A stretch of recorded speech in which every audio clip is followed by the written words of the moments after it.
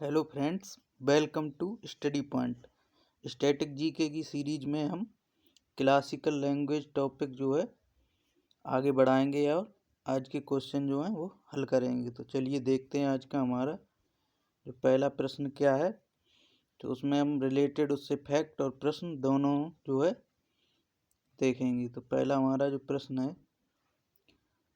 पहला प्रश्न है, निम्नलिखित में से किसको शास्त्रीय भाषा के रूप में सैद्धांतिक रूप से प्राप्त किया गया। तो आपको इन 5 जो दिए हैं ये क्लासिकल लैंग्वेज हैं या नहीं है ये पहचानना है। तो चलिए देखते हैं या नहीं। तो सबसे पहला है तमिल। तो तमिल हमारी है क्लासिकल लैंग्वेज, नवीन, ये सबसे पुरानी है, 2004 में सम्मिलित हुई थी। उसके बाद संस्कृत 2005 में। उसके बाद मराठी, ये नवीनतम है, ये अभी हुई 2024 अक्टूबर में। उसके बाद उड़िया 2014 में। ये मलयालम है, ये आपको 2013 में सम्मिलित हुई। तो ये पांचों जो हैं क्लासिकल लैंग्वेज हैं। तो हमारा डी ऑप्शन जो है करेक्ट होगा, पांचों हैं। चलिए नेक्स्ट क्वेश्चन देखते हैं। ये देखिए अपने फैक्ट जो हैं, वर्तमान में कितनी 11 शास्त्रीय भाषाएं कौन कौन सी हैं। तो तमिल सबसे प्राचीन है, 2004 में शामिल हुई। उसके बाद संस्कृत, तेलुगु, कन्नड़, मलयालम, उड़िया। और ये नवीनतम जो अभी अक्टूबर 2024 में शामिल हुई 5 कौन सी, प्राकृत, पाली, असमिया, बंगाली, मराठी। ये आपको याद रखनी है। चलिए नेक्स्ट क्वेश्चन देखते हैं।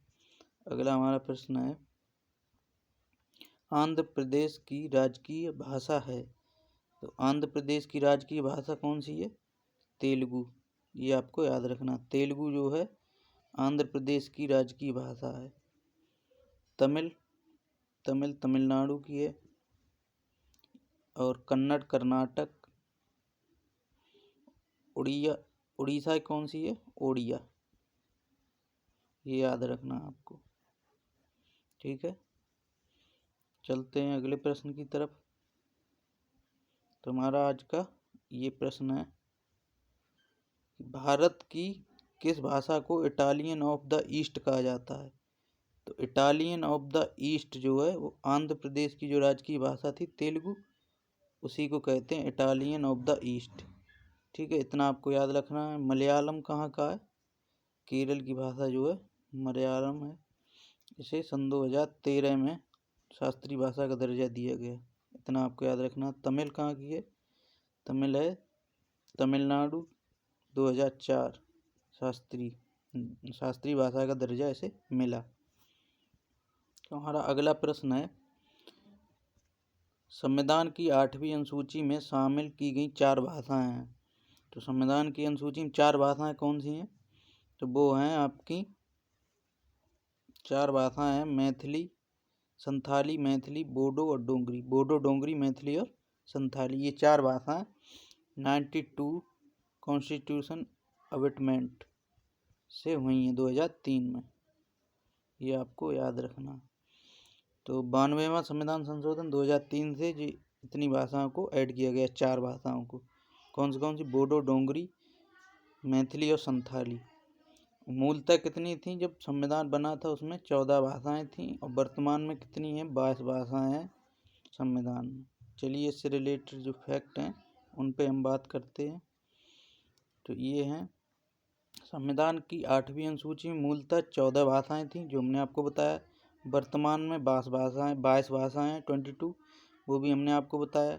उसके बाद हमारा पहला जो संविधान संशोधन 21वां हुआ है, जिसमें हमने 15वीं भाषा के रूप में सिंधी भाषा को जोड़ा।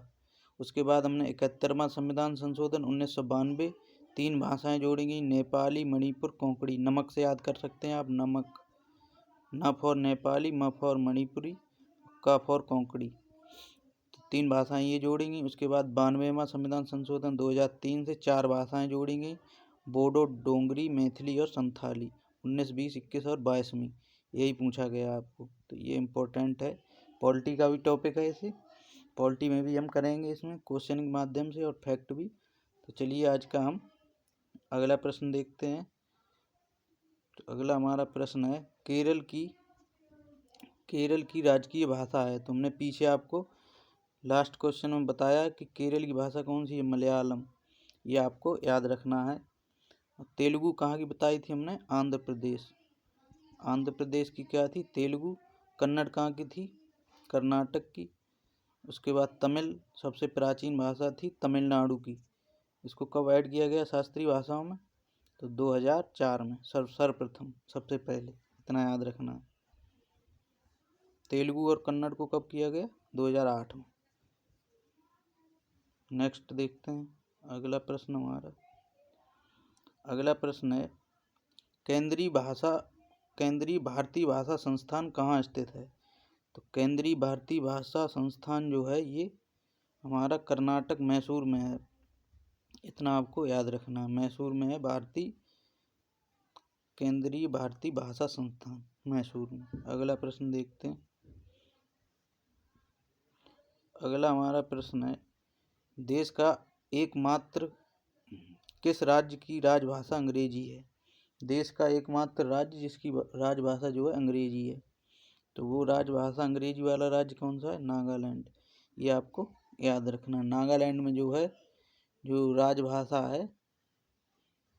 राजभाषा वो है अंग्रेजी, इतना आपको याद रखना है इसके बारे में।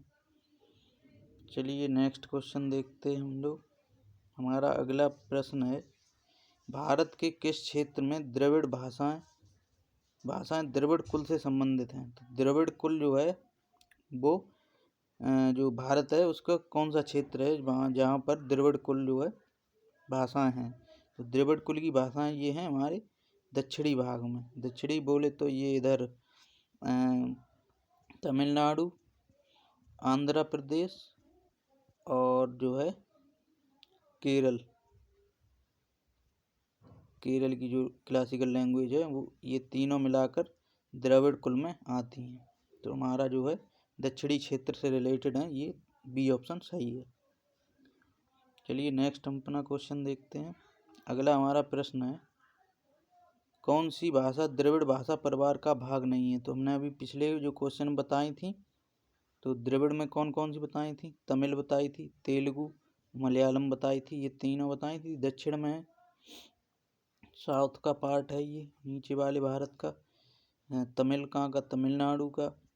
उसके अलावा तेलुगु आंध्र प्रदेश, और उसके अलावा मलयालम केरल, और ये कोंकणी जो है ये भाषा कहाँ की है, गोवा की। कोंकणी भाषा हमारी गोवा की है। तो ये आपको याद रखना है कि हमारा ऑप्शन जो है डी सही है, D option right. Next question देखते हैं। अगला हमारा प्रश्न है भारत के संविधान के किस भाग में राजभाषा हिंदी से जुड़े प्रावधान हैं। तो भारत की राजभाषा कौन सी, राष्ट्रीय भाषा नहीं है पहली बात भारत की। उसके बाद राजभाषा जो है हिंदी राजभाषा से जो प्रावधान है वे संविधान के कौन से भाग में है। संविधान के जो 17वां भाग है, आर्टिकल नंबर 343 से 351 तक जो है भाग 17 से राजभाषा के बारे में। चलिए इससे हम फैक्ट देखते क्या क्या हमारे जो क्वेश्चन बन सकते हैं। भारत के संविधान के भाग 17 में अनुच्छेद 343 से 351 तक राजभाषा से जुड़े प्रावधान हैं। इन प्रावधानों के मुताबिक हिंदी भारत की राजभाषा है और देवनागरी की लिपि है। तो पेपर में जो भाषा नहीं लिपि पूछता है, ये देवनागरी लिपि जो है ये इसको याद रखना है। तो लिपि कौन सी हमारी, देवनागरी। इसके अलावा जो अनुच्छेद भाग 17 में इम्पोर्टेंट हैं वो है 343, इसमें हमें संघ की राजभाषा के बारे में बताया। और 344 जो राजभाषा जो बनाने के लिए आयोग बना था उसके बारे में जो हमें 344 में बताया गया है। तो आज के लिए बस इतना ही। और ये टॉपिक लगभग हमारा छोटा सा ही टॉपिक था, तो इसमें अब ज़्यादा क्वेश्चन है नहीं। और अगली वीडियो हम देखेंगे नेक्स्ट टॉपिक जो हमारा रहेगा कोई उसमें। तो ये वीडियो यदि आपको ठीक लगी हो, अच्छी लगी हो, हमारा प्रयास अच्छा लगा हो, तो वीडियो को लाइक करें, शेयर करें। और कोई कमी हो या फिर कोई वीडियो अच्छा लगा हो तो कमेंट भी करें। और यूट्यूब हमारे चैनल को जो है सब्सक्राइब करें। Thank you. जय हिंद, जय भारत।